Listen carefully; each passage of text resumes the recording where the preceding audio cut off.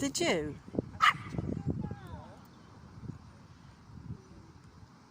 So what we're doing here is working on his frustration, because we've got two types of barking that goes on with Leo. We've got frustration barking, and we've got, oh my God, there's another dog, there's another dog. So this is for frustration, to stop him barking when he sees a treat, because he wants it now, he wants it now, he wants it now. So he's learning to literally wait calmly for that treat to come down to him. So he's doing really well this morning. What a good little boy. Yeah!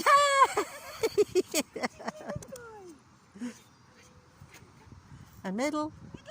Good lad. Oh, lovely. Beautiful. Well done.